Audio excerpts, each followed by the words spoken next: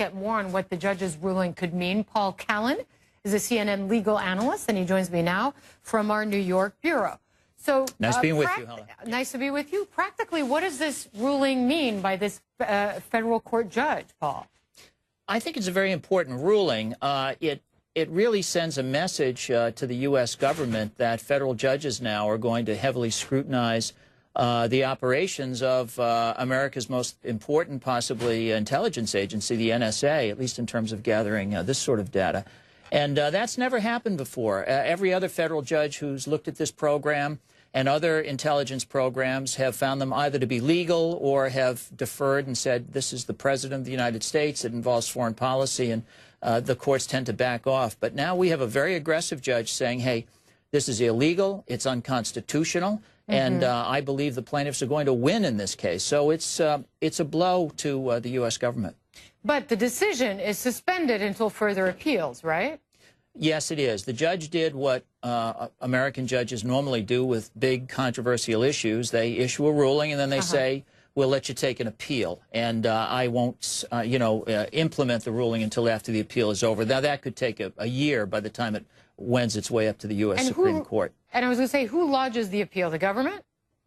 Well, the appeal, yes, would be taken by the government, and they could go to what's called the Circuit Court of Appeals, and then they could go all the way to the U.S. Supreme Court eventually. And I suspect this would be the kind of case that the U.S. Supreme Court would ultimately decide. So we could expect the U.S. Supreme Court to take this case on, this case that involves, just so our viewers are aware, this isn't spying on foreign leaders. This is the collection of metadata of U.S.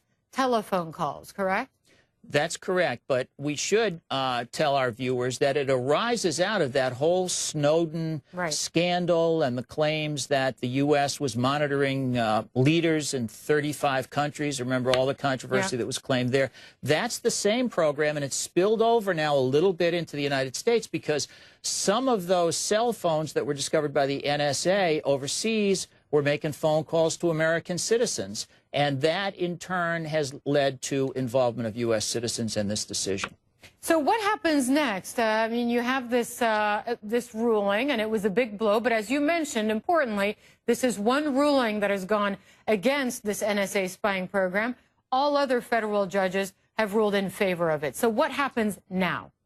Yes, the Obama administration says 19 other judges, there's a secret court called the FISA court, have upheld this kind of information being seized by the government in the past. But this is the first time that the case has been litigated in open court, not in secrecy, with lawyers on both sides. This secret FISA court only hears the government's side. They don't hear from anybody else because the person they're investigating doesn't even know they're under investigation. Right. So for the first time, the American public, and I think the world, is going to get a look at the process. And so for that reason alone, I think the case would be worrisome to the administration. Would any of this have happened without the leaks by Edward Snowden?